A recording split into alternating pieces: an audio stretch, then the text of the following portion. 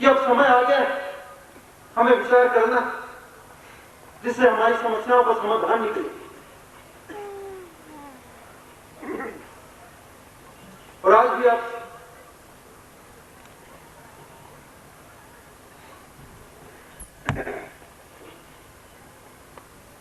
ऐसे कैसे हमारी समस्याएं दूर होंगी, हमारी तकलीफें दूर हो, हमारे कष्ट का निवारण, हमारी समस्याओं का निवारण। इसीलिए तो हम सत्संग सुनने जाते हैं, संतों की शरण में जाते हैं, धर्म की शरण में जाते हैं। तो सचमुच में अपनी समस्याओं का निवारण चाहते हैं तो फिर ध्यान से सुनो बात। सभा में जो चर्चाएं हो रही उसे ध्यानपूर्वक ग्रहण करो, उस पर विचार करने का प्रयत्न करो।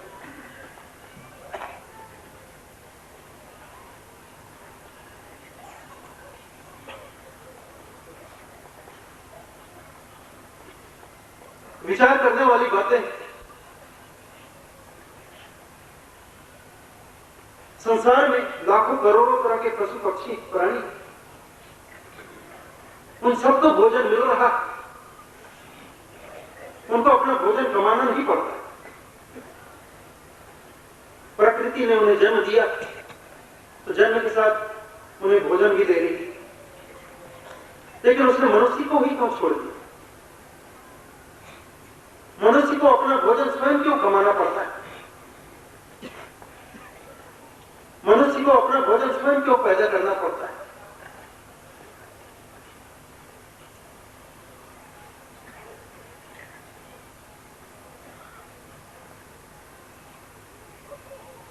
ये हमारी संस्कृति का परिणाम है।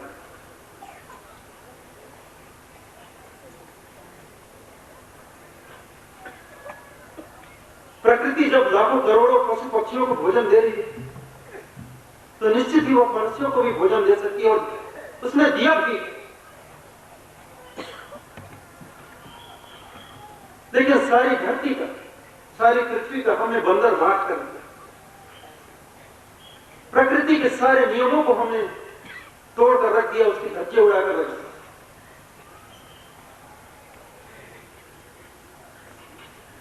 मनुष्य के अंदर बुद्धि का विकास हुआ,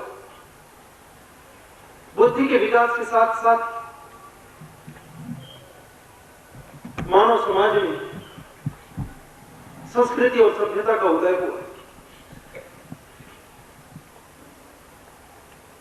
संस्कृति के अंतर्गत शिक्षा, कई तरह की शिक्षाएं हैं।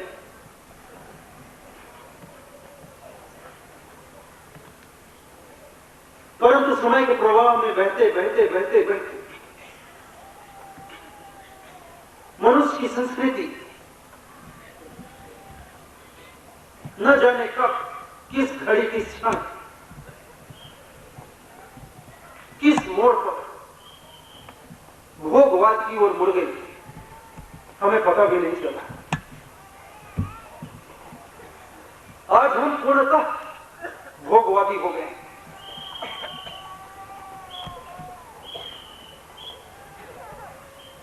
सारी मानव संस्कृति आज भोगवाद में डूबी। सारा संसार, सारा विश्व मानव आज भोगवाद में डूबा है।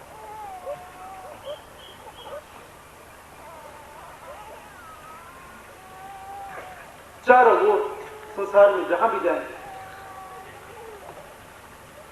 भोगवाद की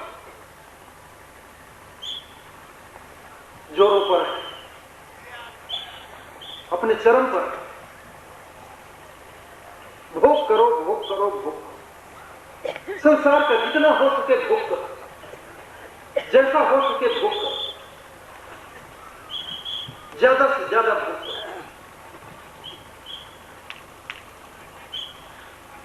और इस भोगवादी संस्कृति ने ही जन्म दिया राजनीति। राजनीति का क्या अर्थ?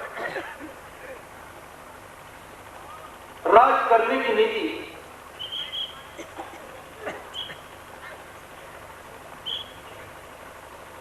क्योंकि संसार पर राज किए बगैर भोग नहीं किया जा सकता है। संसार का भोग करना तो संसार में हुकूमत करनी पड़ेगी, संसार पर राज करना पड़ेगा, तभी संसार का भोग संभव। राज किए बगैर, हुकुम किए बगैर, हुकूमत किए बगैर संसार का भोग कर पाना संभव नहीं। तो भोगवाद ने जन्म दिया राजनीति।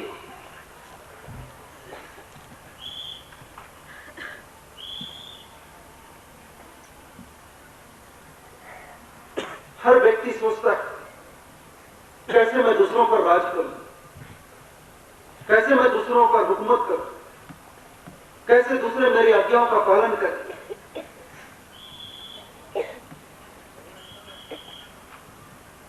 तो इस तरह राजनीति आई और राजनीति में हुकूमत करने के कई तरीके निकाले गए।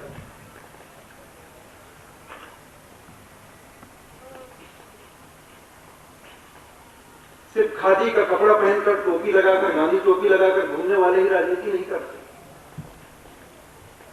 संसार का प्रत्येक व्यक्ति राजनीतिज्ञ है।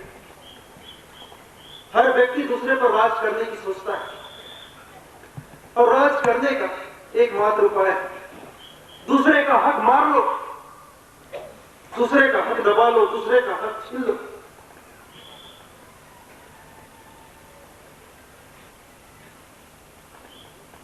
तभी दूसरों पर राज किया जा सकता है।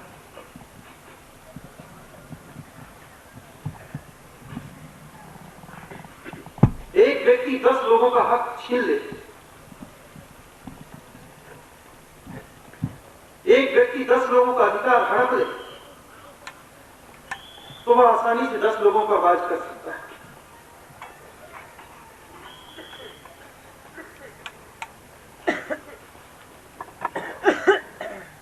संसार जो है,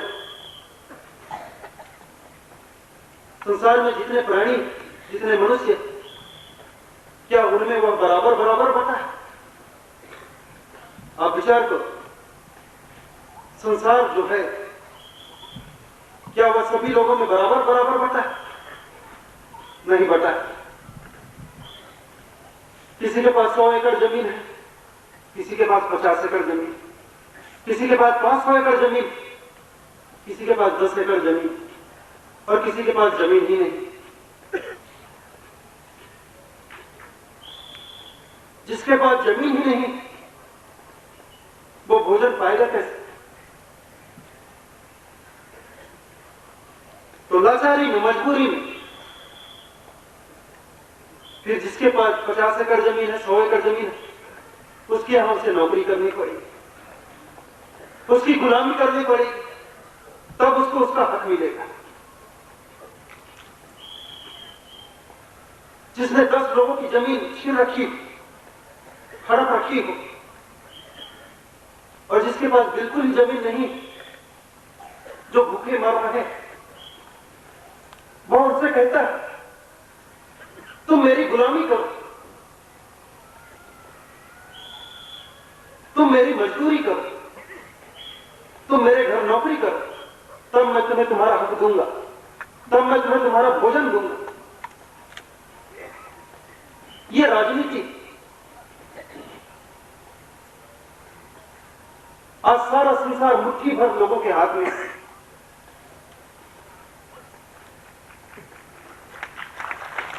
सारा संसार केवल 10% लोगों के हाथ में है और बाकी के 90% लोग इन 10% पूंजीपतियों की गुलामी कर रहे हैं, नौकरी कर रहे हैं, तब उन्हें उनका हक मिल रहा है। यह है राजनीति, यह है भोगवाद का परिणाम।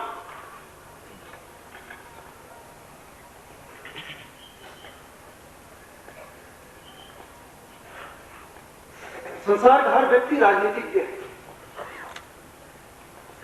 ये लाचारी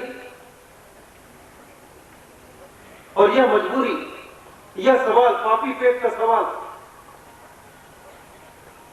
मनुष्य की अपनी संस्कृति ने खुद पैदा किया है। प्रकृति तो तमाम, प्रकृति ने इस संसार में जिसे भी जन्म दिया उसने उसको भोजन भी दिया, लेकिन पूरी धरती को, पूरी पृथ्वी को मनुष्य ने बंदर बांट कर दिया। धरती पर कहीं सीमाएं नहीं, कहीं रेखाएं नहीं, लेकिन कागज के नक्शे पर हमने तमाम सीमाएं बना रखी, लकीरें खींच रखी। भारत है, पाकिस्तान है, चीन है, रूस है, अमेरिका।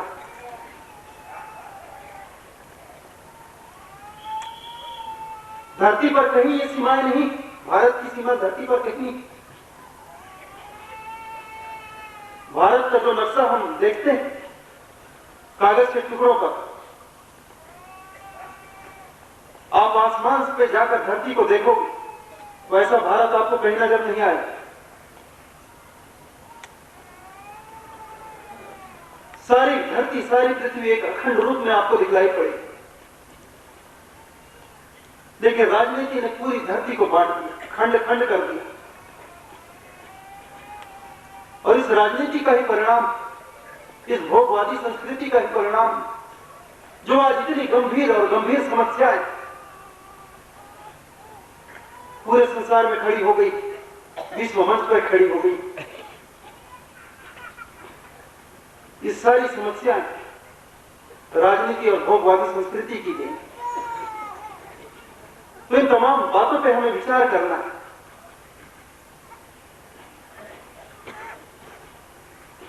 क्या जो भी हम कर रहे हैं, क्या यही सब कुछ करने के लिए हम इस संसार में आए? लेकिन आज हम मजबूर हैं यह सब करने के लिए, क्योंकि पापी पेट का सवाल है। कर्म करना आज हमारी लाचारी, क्योंकि हमारा हक, हमारे अधिकार मुट्ठी भर लोगों के हाथों में चला गया, और उन मुट्ठी भर लोगों को राजनीति का शौक है। वे हमारा अधिकार छोड़ेंगे, और जब तक वे हमारा अधिकार छोड़ते नहीं तब तक कर्म करना हमारी मजबूरी है, लाचारी। हमको कर्म करना ही पड़ेगा। कर्म नहीं करेंगे तो हम भूखे मरेंगे, हमारे बाल बच्चे भूखे मरेंगे। पापी पेट का सवाल है। वास्तव में बहुत बड़ी लाचारी है, बहुत बड़ी मजबूरी है।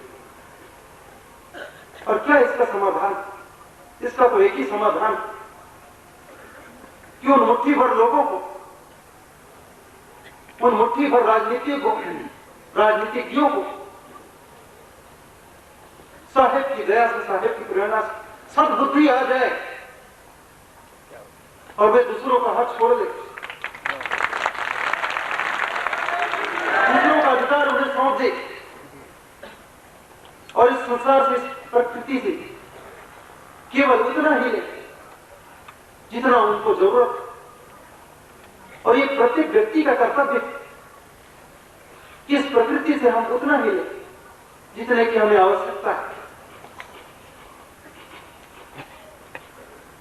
कल डॉक्टर साहब ने, गुजरात जी ने एक बात कही,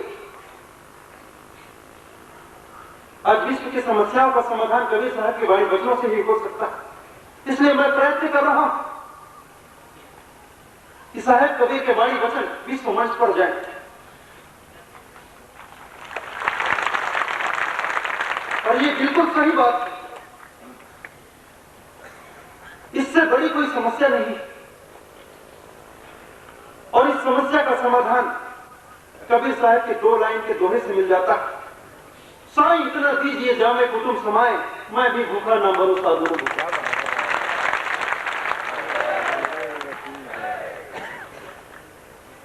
साईं इतना दीजिए जामे कुटुंब समाए। प्रकृति से इतना ही, इतनी ही मांग करो, भगवान से इतनी मांग करो। दाता तू तो दयालु है, दया का सागर है, तू तो देने में कोई कमी नहीं करता, लेकिन तू हमें देना ही चाहता है तो सिर्फ इतना दे कि मैं भी भूखा ना हूं, साधु न भूखा।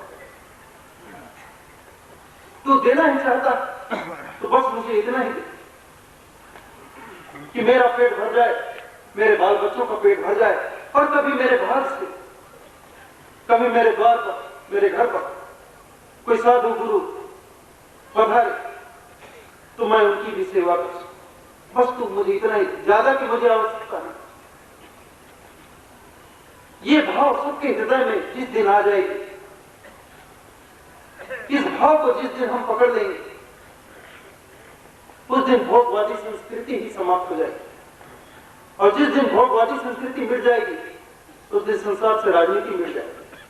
और जिस दिन संसार से राजनीति मिटेगी, उसी दिन संसार में शांति और व्यवस्था कायम होगी। जब तक राजनीति है तब तक संसार में शांति और व्यवस्था कायम नहीं हो सकती। भले ही यह राजनीतिक के ढिंढोरा पीटे कि हम संसार में शांति और व्यवस्था कायम करना चाहते हैं। और गजब की बात है कि सारी अशांति और सारी अव्यवस्था के राजनीतिज्ञों के कारण ही फैली, और यही ढिंढोरा पीट रही, यही नारा लगा रहे हैं कि संसार में शांति और व्यवस्था चाहिए। कितने गजब की बात।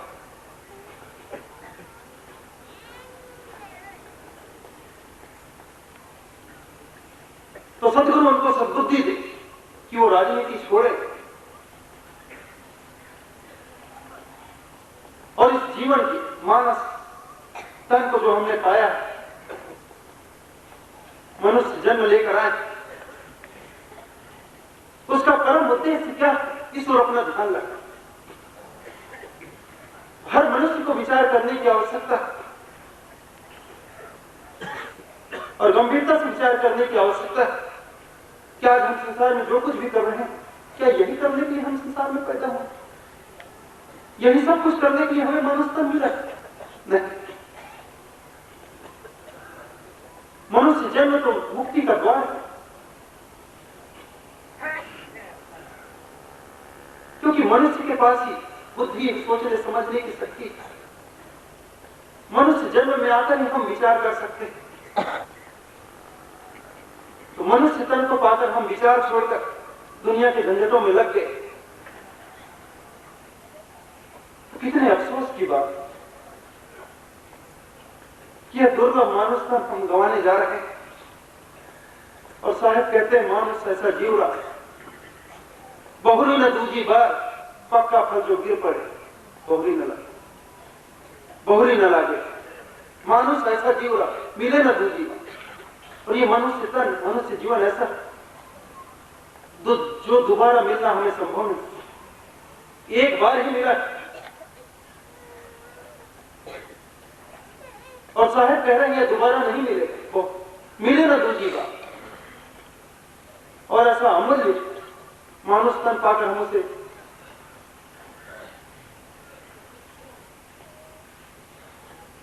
रात गवाई सोए के दिवस गवाई खाए, मानुष जन्म अमोल का कौड़ी बदली जाए।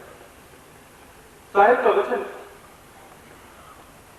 रात गवाई सोए के दिवस गवाई खाए, मानुष जन्म अमोल का कौड़ी बदली जाए। यह अमूल्य मानुष तन, मानुष जन्म हम व्यर्थ के कर्मों में बिताए। तो आप विचार करो, किस काम को लेकर, किस कार्य के लिए आपको मानुष तन मिला, मानुष जन्म लेकर आप आए, उस और आपका ध्यान ही नहीं। तो जिस घड़ी, जिस क्षण आप गंभीरता से विचार करो और जब आपको अनुभूति होगी, जब आपको एहसास होगा कि किस उद्देश्य को लेकर मैं इस संसार में आया था, मुझे मनुष्य तन मिला और मैं किस कामों में लगा, और मैंने अपना सारा जीवन, चाहे 50 बरस हो, 60 बरस हो, व्यर्थ के कामों में बिता दिया, तो आपको घबराहट तो होगी, चिंता तो होगी, क्योंकि 50-60 बरस कम नहीं होते, बड़ा दाव लग गया, लगभग सारा जीवन ही चला गया।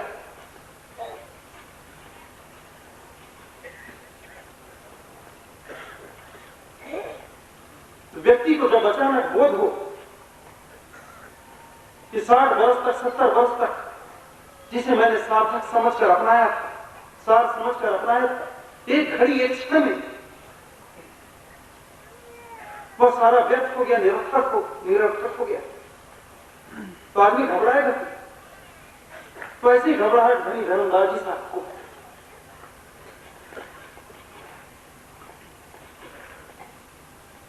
तो माता आमीन ने धनी धर्मदास जी साहब को सांत्वना दिया, हट मामा, जब स्वयं सतपुरुष इस संसार में आ चुके तो अब चिंता की तो कोई बात ही नहीं।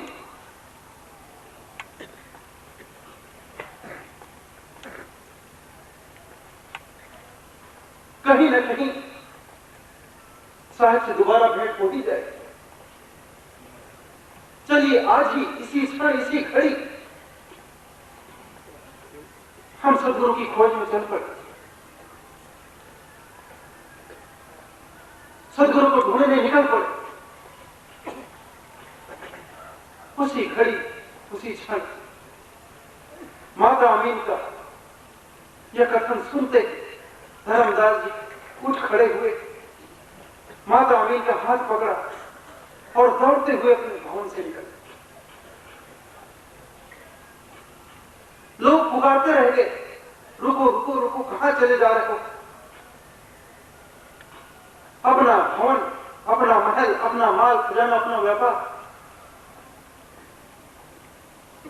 वर्षों की कमाई, करोड़ों की कमाई, करोड़ों की धन और संपत्ति, इतना कमाने, इतना जुटाने में कई जन्म बीत जाते हैं। तुम्हें भाग से इतना धन मिला, इतनी संपत्ति मिले, तुम उसे छोड़कर कहां भागे जा रहे हो? धर्मदास जी ने उनकी बातों को ध्यान ही नहीं, सुना ही नहीं। अब तो उनकी स्मृति लग गई थी सदगुरु के चरणों में, और जिसकी स्मृति लग जाती है सदगुरु के शरण में, उसे दुनियादारी की बात सुनाई नहीं पड़ती। दुनियादारी की बात उसे ही सुनाई पड़ती जिसकी स्मृति गुरु के शरणों में नहीं, गुरु के शब्दों में नहीं। और ऐसे ही लोग ऐसे व्यक्ति के सवाल करते हैं।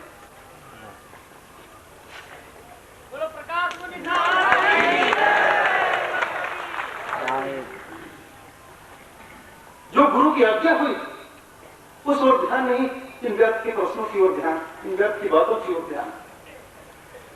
कि धनी धर्मदास जी साहब के संबंध में कौन क्या कहता, कि बीजक के बारे में कौन क्या बोला, इस ओर स्मृति लगी। लेकिन धर्मदास जी की स्मृति तो लग चुकी थी साहब के चरणों। दुनिया पुकारती रही, चिल्लाती रही, कहां चले जा रहे हैं करोड़ों की धन संपत्ति छोड़कर? मुझे तो अब बोध हो गया, काहे की करोड़ों की धन और संपत्ति, दो कौड़ी की नहीं, क्या मिला मुझे आज तक इन करोड़ों की धन संपत्ति को पकड़कर? छोड़ो, तुम चलो मेरे साथ। धर्मदास जी ने आमीन का हाथ पकड़ा और दौड़ते हुए निकल गए वहां से, और भागते चले गए, भागते चले गए। कई दिन, कई महीने भटकते रहे, दर दर भटकते रहे, ढूंढते रहे साहब, कहां मिलेंगे मेरे सदगुरु? ढूंढ ढूंढ मैं हारा, सदगुरु मिला न दरस तुम्हारा। धर्मदास जी साहब के वचन।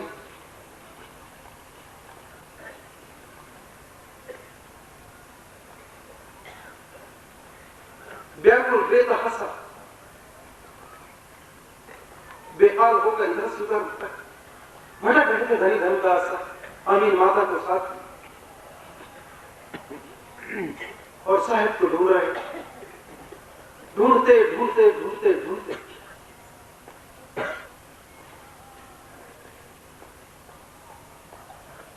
जब वे काशी नगरी पहुंचे,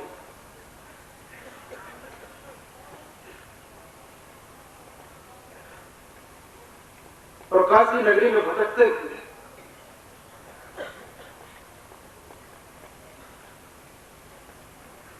जब कहीं से उन्हें मालूम पड़ा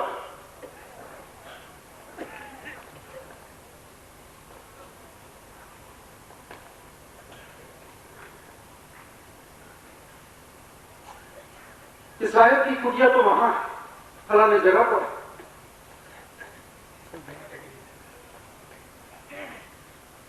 तुरंत ही धर्मदास जी घर पहुंचे। दूर से ही कुटिया उन्हें नजर आ गई।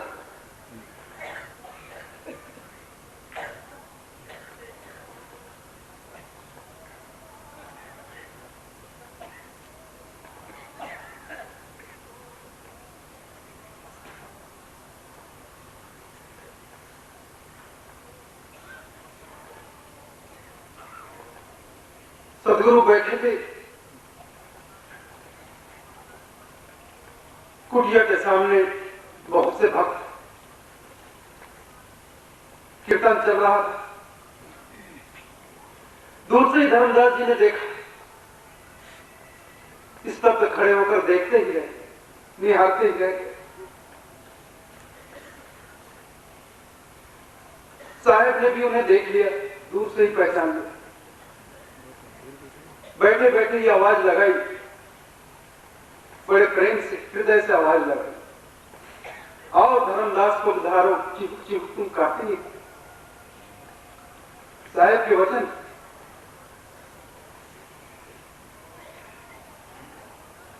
इतना सुनते ही धर्मदास जी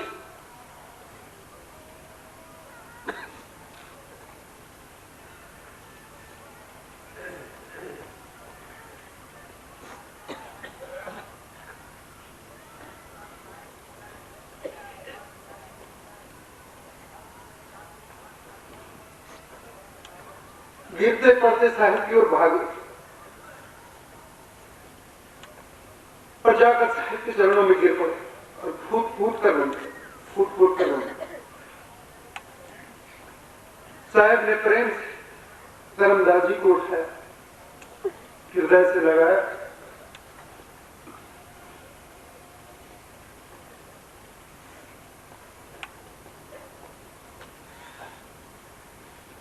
उसके बाद धनी धर्मदास जी साहब ने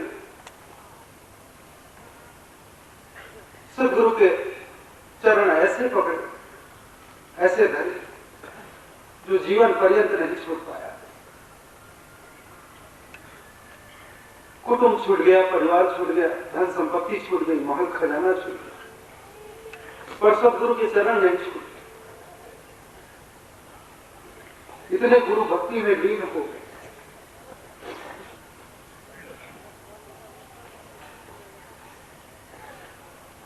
एक अनोखा आदर्श धनी धर्मदास जी साहब ने कबीर पंथ में प्रस्तुत किया है कि जैसे लगन सदगुरु के चरणों के प्रति धनी धर्मदास जी साहब को लगी, उसके पश्चात कबीर पंथ में ऐसा दृष्टांत दोबारा देखने को नहीं मिला, ऐसा उदाहरण दोबारा देखने को नहीं मिला।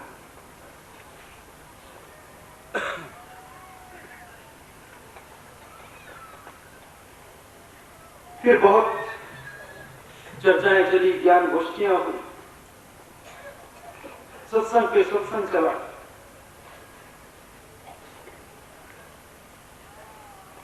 और जो कुछ भी इस संसार में आकर धनी धर्मदास जी साहब बिसर गए थे, भूल गए, एक एक बातें सदगुरु कबीर साहब ने उन्हें याद दिलाई, एक एक बातों को उन्हें बोध कराया,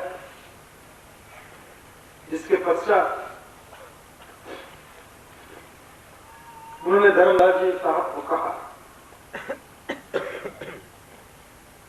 जब धर्मदास जी साहब को पुनः सत्य लोक की सारी बातें ध्यान में आ गई, सुरती में आ गई, तब कबीर साहब ने उन्हें कहा, अब तुम धनी हुए। धनी तब नहीं जब तुम्हारे पास करोड़ों की संपत्ति, महल खजाना, तब तो तुम सिर्फ एक चौकीदार, और जिसके पास जितनी ज्यादा संपत्ति होती वह उतना ही बड़ा चौकीदार होता है संसार में। हर घड़ी हर क्षण उसे अपनी संपत्ति के लूट जाने का भय बना रहता है।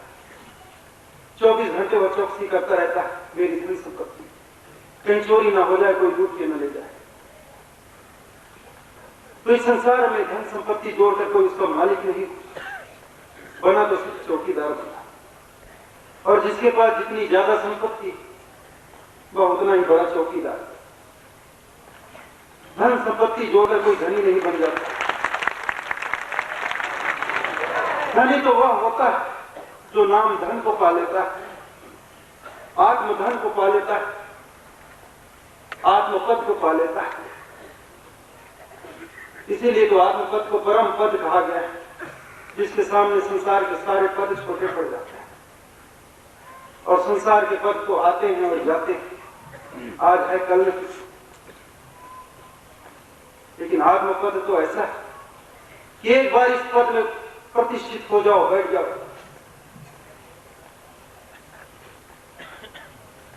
तो सदा सदा के लिए इस परम पद को प्राप्त कर लो।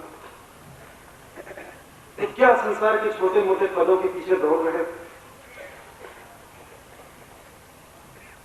पद की लालसा ही है, पद की कामना ही है, तो उस परम पद की आस करो, उस परम पद की कामना करो और उसे पाने का प्रयास करो। तभी तो इस मनुष्य जीवन के साथ, तभी तो यह मनुष्य जन्म सार्थक होगा, जब तुम आत्मपद को प्राप्त करोगे, उस परम पद को प्राप्त करोगे। तो जब धनी धर्मदास जी नाम धन को पाया, आत्मपद को प्राप्त किया, तब साहब ने कहा अब तक तो तुम सिर्फ चौकीदार, आज से तुम धनी हो। उस दिन से धर्मदास जी साहब का नाम पड़ा, धनी धर्मदास।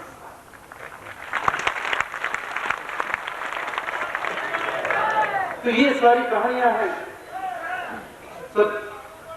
सदगुरु कबीर साहब और धनी धर्मदास साहब। ऐसा नहीं कि आप आज पहली बार सुन रहे हैं, सैकड़ों और हजारों बार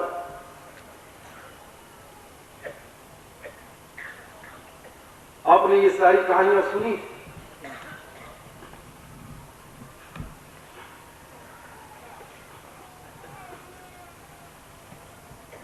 तो सदगुरु कबीर साहब ने सत्यलोक का सारा वृतांत धनी धर्मदास जी साहब को सुनाया। उन्हें इस संसार में आने का वह मकसद, वह उद्देश्य याद दिलाया जिसे वे भूल चुके थे।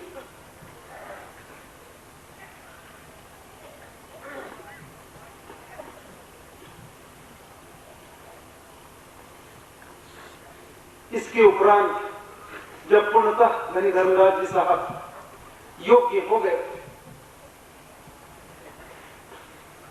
तब सदगुरु कबीर साहब ने धनी धर्मदास जी साहब को गुरुवाई का भार सौंप दिया, गुरुवाई का आदेश दिया और 42 वंशों तक गुरुवाई करने का उन्हें आज्ञा दी। जब योग्यता पाई, जब योग्यता देखी धनी धर्मदास जी साहब ने, तभी सदगुरु कबीर साहब ने उन्हें यह पद दिया, गुरुवाई का भार सौंपा। इससे पहले नहीं सौंपा, इससे पहले वे उन्हें शिक्षा देते रहे, उपदेश देते रहे। ऐसा नहीं कि सम्मत 1519 में धर्मदास जी मथुरा में मिले और मिलते ही कबीर साहब ने उन्हें गुरुवाई का भार दिया, ऐसा नहीं। खूब समझाया, खूब चेताया। जब धर्मदास साहब योग्य हो गए, तब साहब ने उन्हें गुरुवाई का भार सौंपा। योग्यता देखकर ही तो गुरु अपने शिष्यों में से किसी को जो सबसे ज्यादा योग्य, अपने बाद गुरुवाई का भार सौंपता है।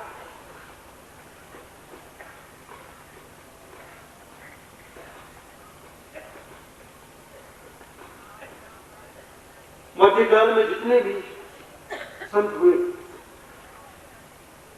संतों ने भक्ति की धारा चलाई, भक्ति का पंथ चलाया और भक्ति पंथ में, भक्ति के पंथ में गुरु शिष्य परंपरा ही महत्वपूर्ण रही। तो मध्यकाल में जितने भी संत हुए और आज जिनकी परंपराएं चल रही, वे सारे की सारी परंपराएं गुरु शिष्य परंपरा के रूप में ही चल रही है।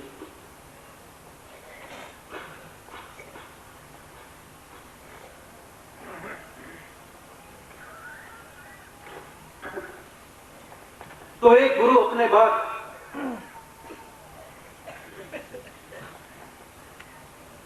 गुरुवाई के लिए अपने उसी शिष्य को चुनता है जो सबसे योग्य हो, जिसमें योग्यता। एक संत जी लो एक किस्सा सुनाई देता।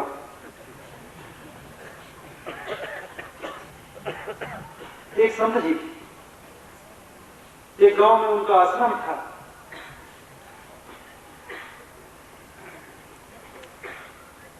उनके बहुत से भगत थे और आश्रम में उनके बहुत से शिष्य भी रहते थे।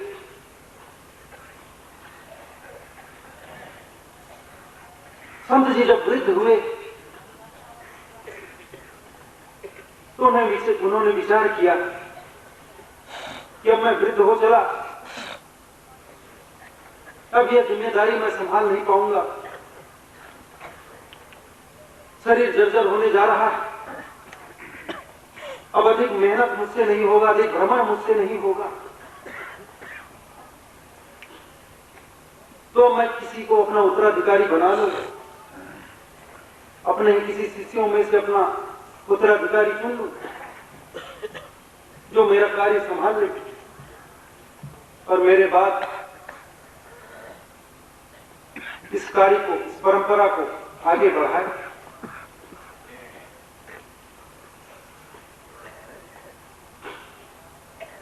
तो अपने शिष्यों का उन्होंने निरीक्षण किया, परीक्षण किया और अंत में समीक्षण किया।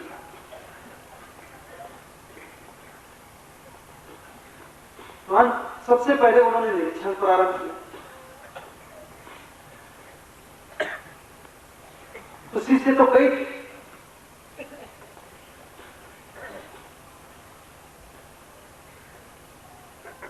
तो महात्मा जी दुविधा में पड़ गए। शिष्य तो कई, किसका चुनाव करूं, किसको अपना उत्तराधिकारी बनाऊं।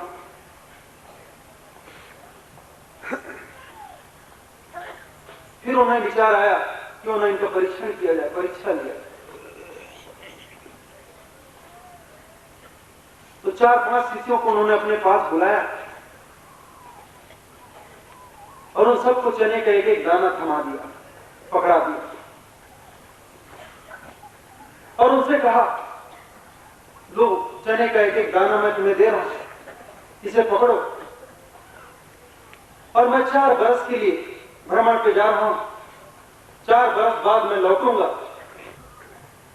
और जब लौटकर मैं वापस आऊंगा तो जो चना मैं तुम्हें दे रहा हूं, चने का दाना जो तुम्हें मैं दे रहा हूं, वो मुझे सही सलामत वापस चाहिए।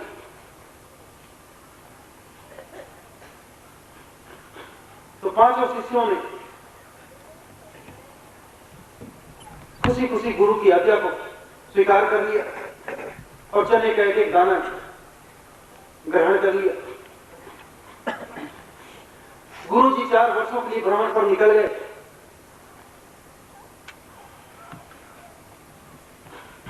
शिष्यों ने सोचा ये गुरु जी कैसी परीक्षा ले रहे हैं।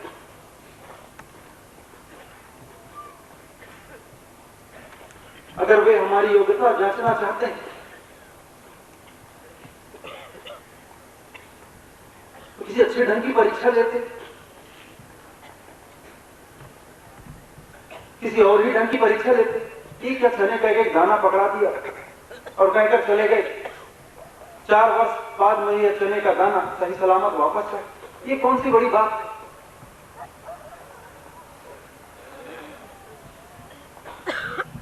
एक बड़ा व्यापारी का लड़का, सोनार का लड़का, वह दौड़े दौड़े घर गया। उन्होंने अपने पिता से ये बात बतलाई कि आज ऐसी ऐसी घटना हो गई गुरुद्वारे में, शायद गुरु जी हमारी परीक्षा लेना चाहते। उसके पिताजी ने कहा, बेटा चिंता मत कर, मैं अभी तेरे उस चने के दाने के लिए एक सुंदर सा सोने का बक्सा बना देता, तू अपना चना उसमें रख देना, उसमें तेरा चना बड़ा ही सुरक्षित रहेगा और जब 4 वर्षों के बाद तेरे गुरुजी लौट कर आएंगे, उनका चना तो उन्हें वापस कर देना। लड़का खुश हो गया। उसने सोने के बक्से में अपना चना रख दिया और बेफिक्र हो गया।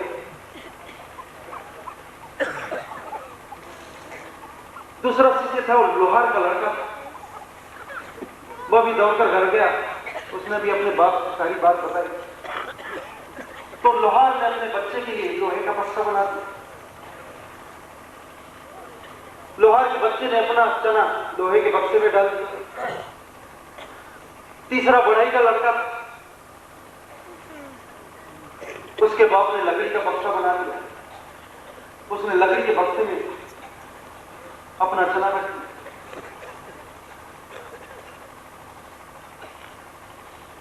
एक बड़ा आधुनिक किस्म का लड़का था, आधुनिक व्यापारी का लड़का। उसकी प्लास्टिक की फैक्ट्री थी। उसने उसके लिए प्लास्टिक का बक्सा बना दिया। उसने प्लास्टिक के बक्से में अपना चना रख दिया।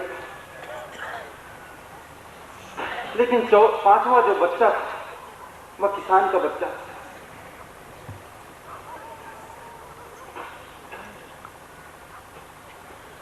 अब किसान तो किसान होता है, सीधा साधा भोला भाला मासूम। उसे क्या मालूम व्यापार की चालाकियां, होशियारी। उसने अपने बच्चे को शिक्षा दी, बेटा तू ऐसा कर, इसे खेत में डाल दे। उस बच्चे ने ले जाकर चने के दाने को खेत में डाल दिया। कुछ दिनों में अंकुर फूटा, अंकुर निकला। चने का वह दाना पौधे के रूप में विकसित हो गया। कुछ ही समय के बाद उसमें सैकड़ों फल लगे।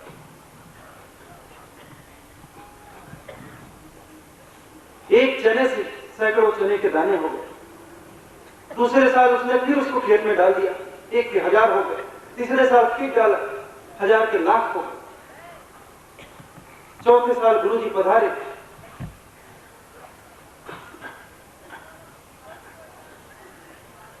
आते ही उन्होंने गुरुजी ने अपने 5 शिष्यों को बुलाया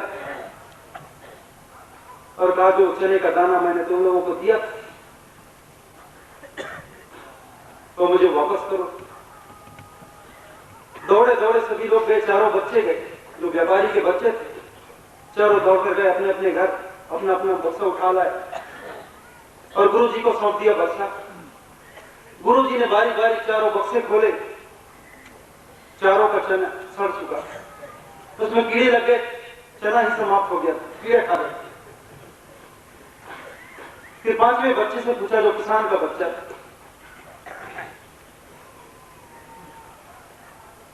तू नहीं गया? तुझे भी तो मैंने चने का दाना दिया, तू भी ला मेरा चना वापिस कर। किसान का बच्चा बोला, गुरुजी मैं आपका चना नहीं ला सकता हूं। गुरुजी बोले, क्या बोला? चना नहीं ला सकता? खा गया क्या? तो बच्चे ने कहा, गुरुजी ऐसी बात नहीं,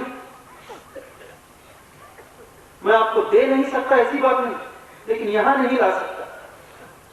आपको अपना चना वापस चाहिए, आपको खुद ही मेरे साथ चलना पड़ेगा। गुरुजी ने पूछा, कहां चलना पड़ेगा? कहीं बाहर नहीं, आश्रम के एक कमरे तक चलना पड़ेगा। गुरुजी उसके साथ बोलिए।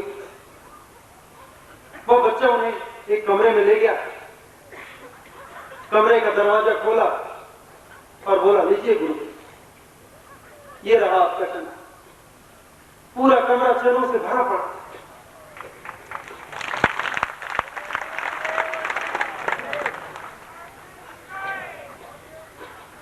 गुरुजी ने पूछा, ये क्या, ये कैसे हुआ? मैंने तो तुझे चने का एक ही दाना दिया।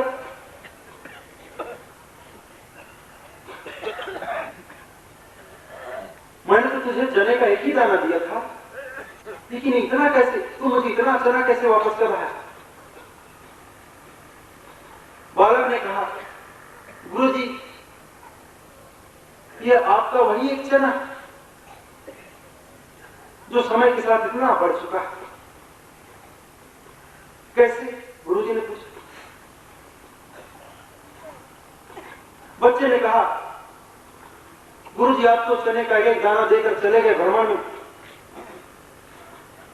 मैं ठहरा किसान का बच्चा। मेरे पिताजी ने कहा बेटा इसे खेत में डाल दो। मैंने खेत में डाल दिया। मैंने भी सोचा ठीक बात, गरीब आदमी का बच्चा, किसान का बच्चा, कहां इसे संभाल कर रखूंगा, कब तक इसे संभालूंगा, कैसे इसकी देख रेख करूंगा। मैंने खेत में डाल दिया, इसमें फल लग गए, 1 का 100 हो गया, फिर मैंने डाला 100 के 1000 हो गए, फिर मैंने डाला 100 के हजारों के लाखों हो गए, इस तरह इतना हो गया। गुरुजी उसकी बात सुने, सुनकर मस्त, मन ही मन झूम उठे, बोले यही योग्य है। मेरे बाद मेरी जिम्मेदारी उठाने के लिए, मेरी जिम्मेदारी सौंपने के लिए यही बालक योग्य है। जब इसने मेरे दिए हुए चने के एक दाने को 1 का लाख कर दिया, तो जो मैं इसको 1 शिक्षा दूंगा, उस 1 शिक्षा को बढ़ाकर यह हजारों और लाखों में कर देगा, हजारों और लाखों में इसको तब्दील कर देगा और हजारों लाखों लोगों को उसका लाभ पहुंचाएगा। तो मेरे बाद मेरा भार उठाने के लिए यही बच्चा योग्य है। और उस गुरुजी ने उसी दिन, उसी घड़ी, उसी क्षण उस बालक को, उस अपने शिष्य को अपना उत्तराधिकारी नियुक्त कर।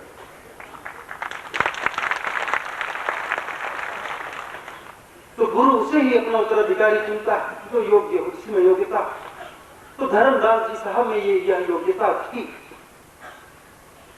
उन्हें पूरा बोध हो चला था।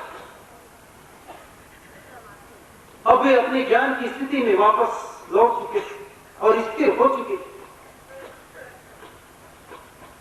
तब सदगुरु कबीर साहब ने उन्हें 42 वंशों का आशीर्वाद दिया, 42 वंशों की गुरुवाई का भार सौंपा। एक बात आपको मैं बताऊं,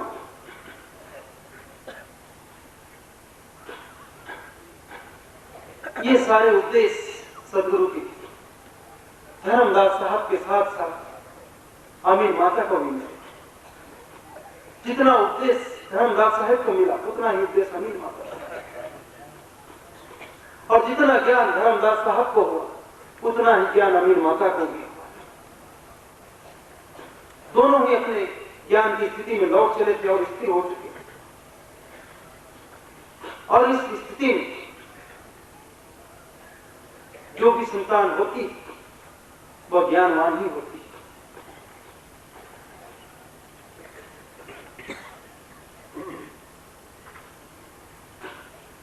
विज्ञान आज इस बात पर पूर्णतः सहमत है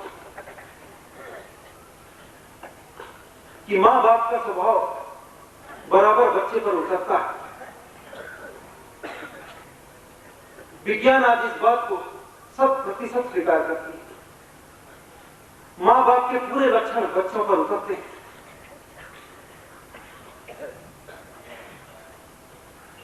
जिस घड़ी, जिस क्षण मां गर्भ धारण करती, उसी घड़ी, उसी क्षण मां बाप के सारे गुण, सारे लक्षण, सारे संस्कार उस गर्भ में आने वाले बच्चे पर पड़ जाते हैं।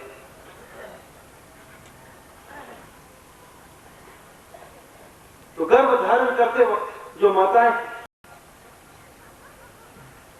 और जो पुरुष, उस वक्त उसका जैसा स्वभाव होगा, उसके अंदर जैसे संस्कार होंगे, उसके जैसे गुण होंगे, वैसे ही सारे संस्कार, सारे गुण उसके होने वाले बच्चे के ऊपर आएंगे और वैसे ही उसका बच्चा पैदा होगा। अगर आपकी प्रवृत्ति खराब है, माँ बाप की प्रवृत्ति खराब है, स्वभाव गलत, संस्कार ठीक नहीं, तो बच्चा कभी भी अच्छा नहीं होगा, उत्तम नहीं होगा। बच्चा भी आगे चलकर गलत ही निकलेगा, उस पर भी गलत संस्कार ही पड़ेगा। इस बात को विज्ञान पूरी तरह से प्रमाणित करता है और 100% स्वीकार करता है। तो गृहस्थ लोगों को यह बात गांठ बांध लेनी चाहिए कि मन निर्मल, मन स्वच्छ हो, स्वभाव पवित्र, अंतःकरण में किसी प्रकार का दोष ना। 4 प्रकार के अंतःकरण बताए गए, मन, बुद्धि, चित्त, अहंकार। मन है, बुद्धि है, चित्त है, अहंकार। अहंकार को तो तिरोहित ही कर देना चाहिए, घमंड को त्याग ही देना चाहिए। चित्त को स्वच्छ कर लेना चाहिए, मन को निर्मल कर लेना चाहिए, और बुद्धि को बहुत ही कोमल और सुलझा हुआ बना लेना चाहिए, व्यर्थ की बातों में उलझाना नहीं चाहिए।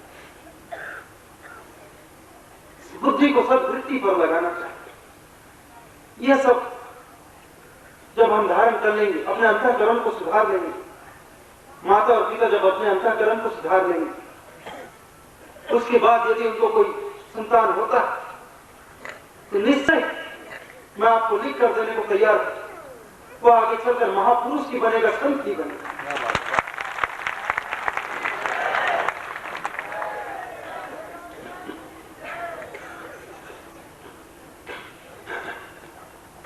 तो धनी धर्मदास साहेब और अमीन माता दोनों को बराबर सदुद्देश्य मिला था सदगुरु से, और दोनों ही अपनी ज्ञान की स्थिति में लौट रहे। उसके बाद जब मुक्तामणि नाम साहब का जन्म हुआ, सदगुरु के वचनानुसार चूड़ामणि नाम साहब का जन्म हुआ।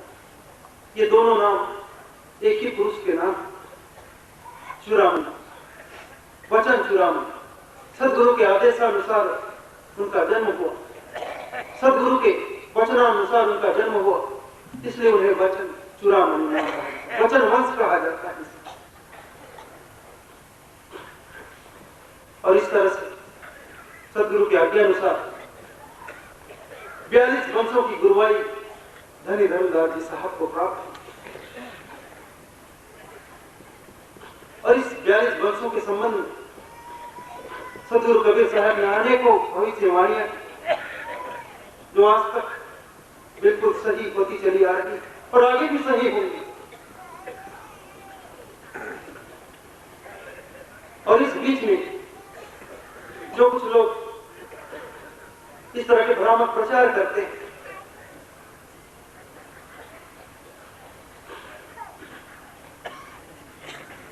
वंश परंपरा के संबंध में जो भ्रामक प्रचार करते हैं, धर्मदास जी साहब के संबंध में जो भ्रामक प्रचार करते हैं, वे सारे लोग धर्मदास जी साहब से ईर्षा रखने वाले लोग।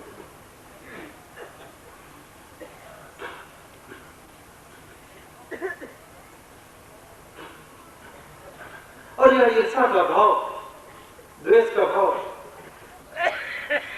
आज की बात नहीं, यह उसी समय प्रारंभ हो गई जब सदगुरु कबीर साहब और धनी धर्मदास जी साहब,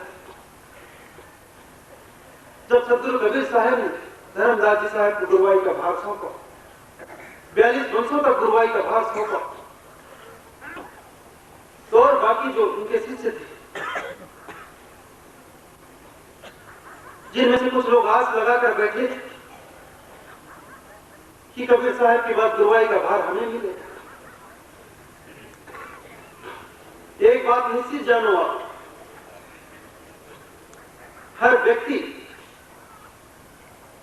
ज्ञान पाने के लिए गुरु नहीं बनाता है, कुछ लोग गुरु बनने के लिए भी गुरु बनाते हैं। और जो लोग गुरु बनने के लिए गुरु बनाते हैं, ऐसे लोग आस में रहते हैं कि ये जो हमारे गुरु जी अब तो वृद्ध हो चले, बस इनके खिसकने के बाद मैं ही बैठूंगा गद्दी में।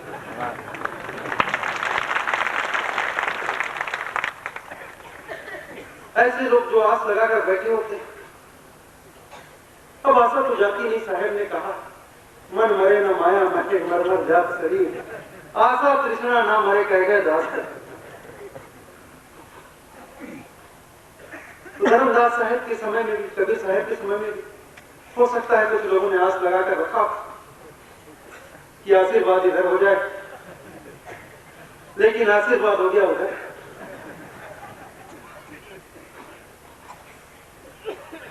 और जैसे ही आशीर्वाद हुआ उधर धर्मदास साहब के ऊपर फिर एक घटना घटी। पंथ के सारे दास एक तरफ हो गए, धर्मदास को एक तरफ कर दिया।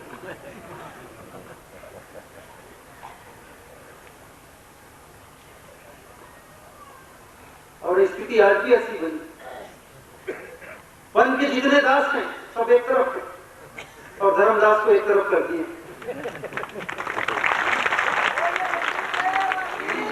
और दुनिया भर के नगर प्रचार कर रहे हैं धर्मदास जी साहब के संबंध में और धर्मदास जी साहब की वंश परंपरा के संबंध। धर्मदास तो समकालीन ही नहीं थी सदगुरु कबीर साहब, इसलिए उनकी मान्यता ही नहीं। अब ये तुम कैसे कह सकते थे कि धर्मदास जी समकालीन नहीं? तुम्हारे पास क्या प्रमाण?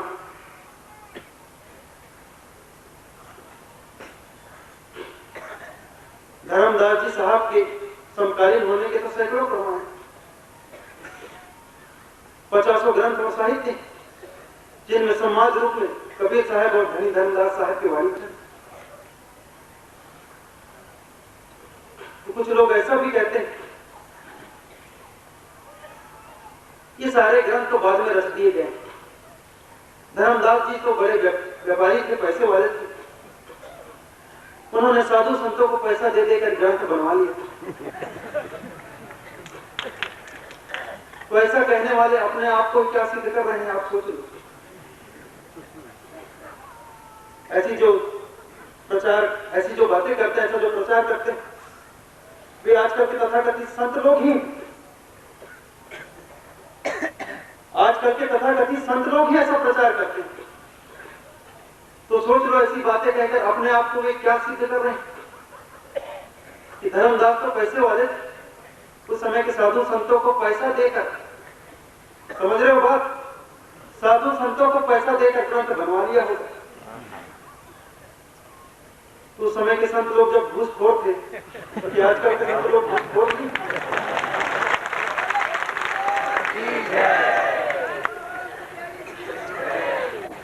देखो भाई, जैसा प्रश्न होगा वैसा उत्तर होगा, तो मेरा कोई दोस्त नहीं। आम के बारे में पूछोगे तो मैं आम के बारे में बताऊंगा, और बबूल का प्रश्न करोगे तो कांटे ही मिलेंगे। फिर मुझे बाद में ना कहना। तो ऐसी बातें कहकर संत लोग, तथाकथित जो संत हैं आजकल, वे अपने आप को क्या सिद्ध कर रहे हैं? घूसखोर। जब उस समय के संत घूसखोर हो सकते हैं तो आज की क्यों नहीं हो सकते? जब उस समय के संत बेईमान हो सकते हैं तो आज की क्यों नहीं हो सकते? फिर आजकल के संत लोग भी घूस खाते होंगे, पैसा खाकर इधर से उधर करते होंगे, ग्रंथों में तोड़ मरोड़ करते होंगे।